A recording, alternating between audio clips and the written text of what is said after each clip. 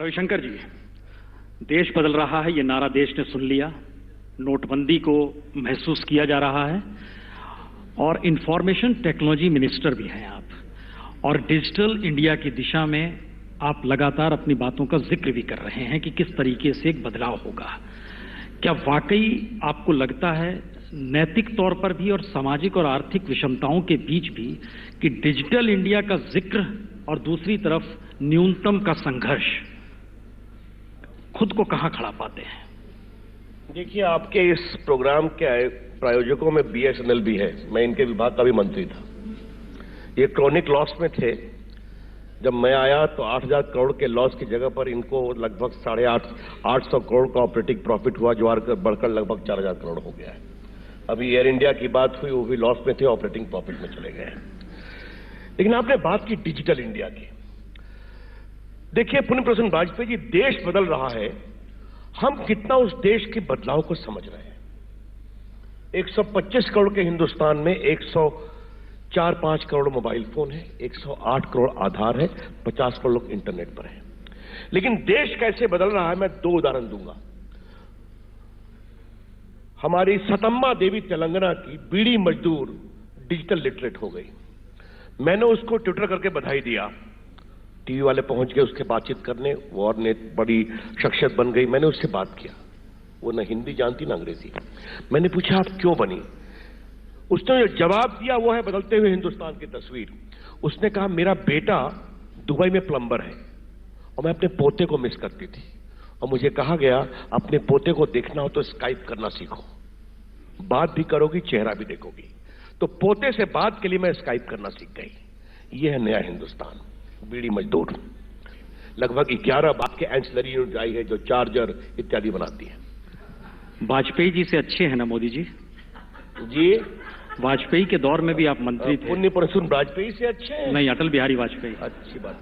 तो वाजपेयी कहेंगे तो समस्या पैदा हो जाएगी ना। नहीं देखिए, मेरा खाली कहना यह है, ये तुलना करना ही आपके प्रश्न का प्रायोजन बताता है। अटल बिहारी वाजपेयी तो हमारे एक प्रकार से पिता तुल्य, उन्होंने पार्टी को खड़ा किया, हम लोग को खड़ा किया, आगे टल गए। इसमें कोई शक नहीं। लेकिन जिस दृष्टिकोण से आप सवाल पूछ रहे हैं, अगर मोदी जी ने कहा सबका साथ सबका विकास, तो कहा सबका साथ सबका विकास। और अगर कोझिकोड की सभा में उन्होंने पाकिस्तान को एक दिन चुनौती दी, तो दूसरे दिन हमारे आइडियोलॉजिकल गुरु दीनदयाल उपाध्याय को कोट करते हुए कहा मुसलमानों को न पुरस्कृत करो न तिरस्कृत करो, उन्हें अपनाओ। ये उनकी दृष्टि है। अगर वो भी आप नहीं देखेंगे तो हम क्या कर सकते हैं? नहीं, हमने देखा, पहले पन्ने पर विज्ञापन देखा था जियो का। बीएसएनएल के ब्रांड एम्बेसडर मोदी जी नहीं हो पाते हैं, लेकिन जियो के कैसे हो जाते हैं? देखिए, मैं आपसे एक बात, उन्हें डिजिटल इंडिया की बात की, लेकिन आपको जियो से क्या परेशानी है, मुझे ये समझ में नहीं आता। हमें बता दीजिए आप। मैंने आपको पहले भी ना आज इसका फैसला हो जाए, मैंने आपको पहले भी देखा जियो पर सवाल करते हुए। आपकी परेशानी क्या है? क्योंकि प्रधानमंत्री मोदी का जो विजन हम समझ पाए हैं, वो चाहते हैं कि देश सरकार चलाए, सरकार जिम्मेदारी ले, एक स्वदेशी का भाव रहे, और प्राइवेट सेक्टर्स को लेकर उनकी कोई बहुत रुचि नहीं है। नहीं तो ये नोटबंदी होती भी नहीं, क्योंकि कहां ब्लैक मनी है, कहां करप्शन है, आप भी जान रहे हैं, लोग भी समझ रहे हैं। क्षमा करिए वाजपेयी जी, आप नोटबंदी को समझ ही नहीं पाए। फिर तो मैं एक बात कहूंगा, मुझे इसका जवाब, रुक जाइए बात, अब आपका जवाब देना पड़ेगा। रुक गए। मोदी जी की सरकार बनी, पहला फैसला एसआईटी बनाया, जो सुप्रीम कोर्ट में 1.5 साल से पेंडिंग था, पिछली सरकार ने नहीं इंप्लीमेंट किया था। नंबर 2, पूरे दुनिया में G20 में बैठकर कहा ब्लैक मनी के खिलाफ एक स्वर में बोलना पड़ेगा। नंबर 3, साइप्रस और मॉरिशस के पूरे डबल टैक्सेशन को रिनेगोशिएट किया कि यहां पर हम कर सकते हैं। बेनामी एक्ट को टफ किया, इनकम टैक्स एक्ट को टफ किया। ये पूरी सीरीज है, ये एक्ट नहीं हुआ उन्होंने, और बाद में नोटबंदी की। और जब इस बात का आप जिक्र करते हैं सुप्रीम कोर्ट के सामने, नोटबंदी से कानून पर चले गए। जाना पड़ेगा। डेमोक्रेसी आ जाइए, चलिए आइए, बिल्कुल। लोकतंत्र के जो 4 खंबे हैं, उसमें आप सुप्रीम कोर्ट को चेताते भी हैं कि चुनी हुई सरकारें जो होती हैं, उनको आप काम करने से रोक नहीं सकते हैं। जेटली साहब पार्लियामेंट के भीतर तक कहते हैं कि हमको लगता है हमारे हाथ बंध चुके हैं। कि हम लोग अब 2.5 साल से मंत्री हैं, आज तक में हस्तक्षेप किया है, जो आपको परेशानी है कि हम दूसरे में हस्तक्षेप करना चाह रहे हैं। इस सवाल का मतलब कहना है, आप मुझे जवाब देने दीजिए। जब आप सवाल पूछते हैं तो थोड़ा व्यंग्यात्मक तीरों के लिए भी तैयार रहिए। आप समझ गए? आप देखिए, मैं क्या कहना चाह रहा हूं। नरेंद्र मोदी प्रधानमंत्री, राजनाथ सिंह, सुषमा स्वराज, अरुण जेटली, वेंकैया नायडू, रविशंकर प्रसाद प्रधानमंत्री और ये 5-6 वरिष्ठ मंत्री, कोई 4-5 साल बड़ा है, कोई 4-5 साल छोटा है। हम सभी जेपी मूवमेंट और इमरजेंसी में स्टूडेंट एक्टिविस्ट के रूप में लड़े थे।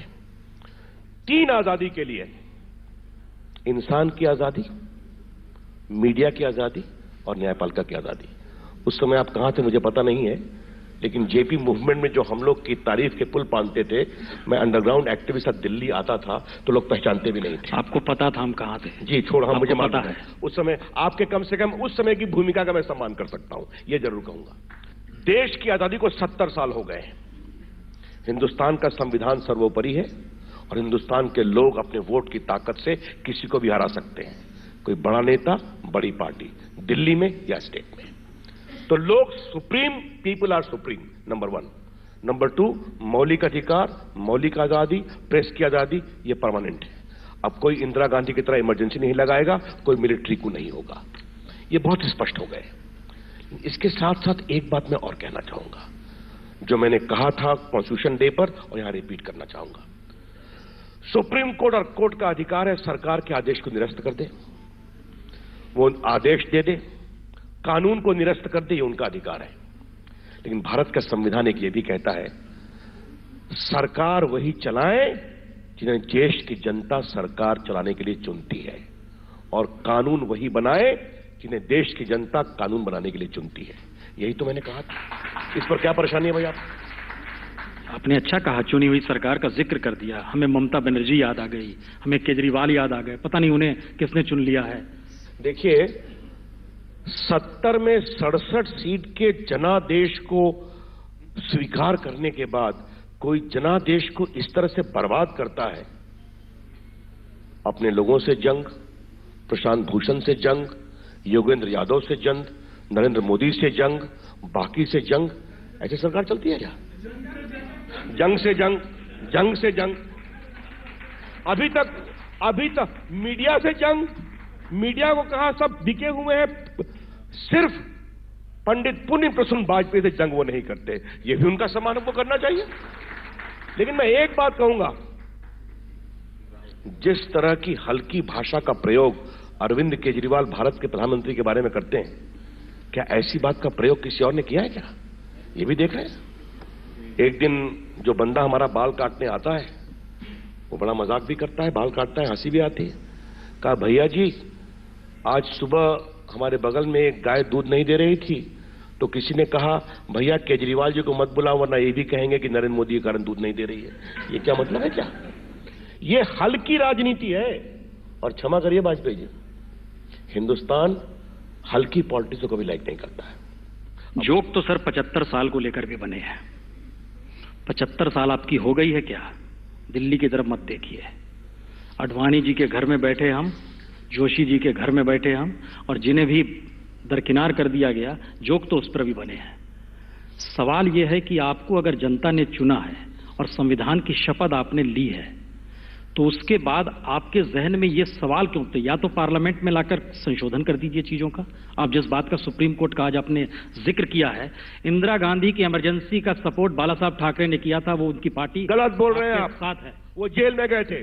बाला साहब, मैं संघर्ष में था, गलत बोल रहे हैं आप। बाला साहब, आप गलत बोल रहे हैं, गलत मत बोलिए आप प्लीज। बाला साहब, संघ के स्वयंसेवकों ने जितना संघर्ष किया, उनके नाखून निकाले गए थे मध्य प्रदेश में, बिहार में क्या मैं जानता हूं। Mister Vajpayee, don't speak falsehood please. Bala Saheb Thackeray repeat करूंगा, आप गलत बोल रहे हैं। ने इतना ही नहीं कहा था, उन्होंने कहा था इस देश में तानाशाह होना चाहिए। बिल्कुल, ये भी उनके शब्द हैं। करिए अब आपको, अगर मैं जानता हूं कि आप संघ से चिढ़ते हैं, लेकिन उस चिढ़न में संघ बीच में कहां से आ गया? आपने बाला साहब ठाकरे और संघ में तो कुछ वो संघ के हेड थे ना, मैं जानता हूं सर। बाला साहब ठाकरे हम बोल रहे हैं, बाला साहब ठाकरे शिवसेना। सॉरी, हमने कहा बाला देवरस की। नहीं, देवरस से बहुत अच्छे रिश्ते हमारे रहे हैं। आप उसकी चिंता मत कीजिए। यकीनन नई खबर सुनी हमने आपकी। नहीं, आपने नई खबर नहीं, नई खबर सुनी हमने आपके बारे में। ये मोहन भागवत भी जानते हैं, इसलिए उसकी चिंता मत कीजिए। हम ठाकरे का जिक्र कर रहे हैं। ठाकरे ने कहा था, संघ से आपके संबंध काफी बहुत बेहतरीन रहे हैं, नागपुर में रहे हैं। क्या बात है। और इतना ही नहीं, लाल कृष्ण आडवाणी क्यों अयोध्या रथ लेकर नहीं नागपुर में घुसे थे, ये भी हम बतलाने की स्थिति में, हम उस पर नहीं आ रहे हैं। तो मैं अपने को करेक्ट ठाकरे, अब ठाकरे की बात तो आप उनसे पूछिए। अरे हजूर, उनके साथ हैं आप लोग। ठीक है, क्यों हैं? हम तो आपके साथ ही बैठे हुए हैं यहाँ पर। बाला Saheb Thackeray was committed anti Congress, ये मैं जानता हूं। अब उनको लगा कि तानाशाह देश में एक ऐसा होना चाहिए, ये उनकी अपनी सोच है। उस सोच से मैं एग्री करता हूं। नहीं, मैं मानता हूं ये मुल्क जमहूरियत से चलेगा, डेमोक्रेसी से चलेगा, लोगों की राय से चलेगा। और अगर आज नरेंद्र मोदी जी ने करके दिखाया कि देश की जनता को विश्वास में लिया कि तुम्हें 50 दिन डिफिकल्टी होगी, लेकिन ब्लैक मनी के नासूर को हम खत्म करेंगे, हिंदुस्तान को ईमानदारी के रास्ते पर चलाने की कोशिश करेंगे, और देश उनको ट्रस्ट कर रहा है, तो ये देश की जनशक्ति है, हमें इसको मानना चाहिए। अभी सोचने का तरीका होगा। नहीं, ठीक है, वो 50 दिन तो हम लोग इंतजार कर ही रहे हैं। 31 से रिपोर्ट शुरू होगी, वो मुश्किल नहीं है। आप तो बीच में ही रिपोर्ट चले गए थे साहब। कहां कहां आपने माइक लगाया था, लोगों के पास क्या क्या पूछा था, लोगों ने देखा है। आप और आपके उसका हम अधिकार का सम्मान करते हैं। हम भी सम्मान करते हैं। नहीं, एक बार सुन लीजिए। प्रधानमंत्री आज मैं आज तक के चैनल पर ये ओपनली देश का एक वरिष्ठ मंत्री बोल रहा है कि पंडित पुण्य प्रसून वाजपेयी के, नरेंद्र मोदी के भयंकर आलोचना करने के अधिकार का हम सम्मान करते हैं। ये बात दीगर है, उनकी आलोचना जनता नहीं समझती है, ये बात दीगर है। आप तो 14 के पहले से उनकी आलोचना कर रहे हैं, 14 से आज तक कर रहे हैं, आगे भी करते रहेंगे। लेकिन फिर भी हम जीतते हैं। अभी गुजरात जीत गए, महाराष्ट्र जीत गए, आसाम जीत गए, लेकिन आपके उस अधिकार का हम सम्मान करेंगे। और आप हमारी आलोचना करते रहें, आपके इस अधिकार के हम लड़ते भी रहेंगे। लेकिन हम आपसे एक ही आग्रह करेंगे, कभी कभी हमने कुछ अच्छा ही देख लिया कीजिए तो बड़ा अच्छा रहेगा। रविशंकर जी, मुश्किल यह है कि प्रधानमंत्री मोदी ने तो हमें नहीं बुलाया पीएमओ में, मनमोहन सिंह को बुला के पूछना पड़ा था आप हमारी आलोचना क्यों करते हैं, और ये रिकॉर्डेड है। 2009 का जिक्र हम कर रहे हैं, उनके पूरे इकोनॉमिक सिस्टम पे हमने अटैक किया था, और मनमोहन सिंह का फोन आया था और उन्हें पीएमओ बुलाया था, और हमने कहा था कि हमारा काम है आपकी आलोचना करना। अगर आप भटक रहे हैं तो सवाल यह है कि आप कह देते हैं, वो खामोशी से सहते चले गए। हमारी मुश्किल ये आपको मोदी जी ने कभी रोका है कि आपकी आलोचना करने से? पता नहीं ना, आप मुझे बता दीजिए ना। अब आपको पीएमओ में अगर नहीं बुलाया जा रहा है, अरे जनाब, हम जाना भी नहीं चाह रहे हैं। इतनी परेशानी क्यों है? हम खाली, आपने कहा क्यों? जर्नलिस्ट का काम है आलोचना करना। आप बिल्कुल करिए। जब मोदी जी की सरकार का एक वरिष्ठ मंत्री आपके मंच पर आपके आलोचना के अधिकार का सम्मान कर रहा है, तो आप मस्त रहिए ना। नहीं, हमें लगता है इससे चर्चा नहीं कर रहे। पत्रकार अपना काम कर रहा है, मंत्री अपना काम कर रहा है। बिल्कुल करिए। जो फैसले मौजूदा वक्त में बीते 30 महीने हो चुके हैं, जो सरकार अलग अलग फ्रंट्स पे लिए गए हैं, 50 दिन मान लीजिए इसके मांगे का इंतजार आप भी कर रहे हैं, हम लोग भी कर रहे हैं। 30 दिसंबर का, उसके बाद क्या स्थिति देश में बनती है। लेकिन हम कहते हैं, चूंकि आप एक बड़े अनुभवी मंत्री के तौर पे नहीं, आपने हर दौर को देखा समझा है, और जेपी आंदोलन का भी आपने चूंकि जिक्र किया, वो कौन सी परिस्थितियां हैं जिसमें देश में मौजूदा वक्त में राजनीतिक दलों ने पार्लियामेंट के भीतर ये सवाल खड़ा कर दिया कि जिस इमरजेंसी के खिलाफ आपकी राजनीतिक प्रक्रिया शुरू होती है, उस इमरजेंसी के अलग अलग हिस्सों को लोग अपने अपने नजरिए से आपको क्यों देखना चाहते हैं? देखिए, पहले दो बात मैं बता दूं। एक तो मैं इसको पहले बोलना भूल गया। आप तो हमें जानते हैं ना, चारा घोटाले में भ्रष्टाचार को एक्सपोज करने वाले वकील रविशंकर मैं ही हूं ना। बिल्कुल मालूम है ना आपको? बिल्कुल। अलकतरा घोटाले में नेताओं को जेल भिजवाने वाले वकील रविशंकर मैं ही हूं ना। बिल्कुल। तो मैं अपने न्यायालय के अधिकार को जानता हूं, और आज हमें इस बात का बहुत गर्व है कि हमारी सरकार ने ऐसा कुछ नहीं किया 2.5 साल में कि न्यायालय को हमारे ऊपर टिप्पणी करने का अवसर मिले, क्योंकि हम ईमानदारी से काम करते हैं। ये हम न्यायालय के सम्मान को समझते हैं। अब देखिए, जो मोदी जी के खिलाफ ये बात कही जा रही है, इसके दो कारण हैं। पहला कारण ये है कि कुछ लोग को मोदी जी भाते नहीं। अब हम क्या करें उसका? जनता ने उनको पूरा बहुमत दे दिया, इतने राज्यों में जितवा दिया हमको, अभी बाई इलेक्शन हुए तो फिर जितवा दिया हमको। अब और तो और बच्चे को जगह टाइम ने ऑनलाइन पोल में उनको दुनिया का सबसे लोकप्रिय नेता कर दिया, तो इसमें हम क्या कर सकते हैं? तो ये उनको बचते नहीं। अब आपने पार्लियामेंट की बात कही, हम रोज बहस के लिए तैयार हैं। 16 तारीख को पहले दिन से बहस हुई। क्या कहा था कांग्रेस के एक नेता ने?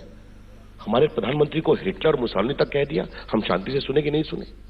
जब देखे कि जनता में उनके बहस का कोई इंपैक्ट नहीं हो रहा है, तो नेक्स्ट से कहे पीएम को बुलाओ, पीएम को बुलाओ। अब 10 दिन से वही चल रहा है। एक दिन पीएम जाकर के बैठे जेटली साहब ने कहा कि पीएम इंटरवेन करेंगे राज्यसभा में, लोकसभा में राजनाथ जी ने कहा कि पीएम इंटरवेन करेंगे।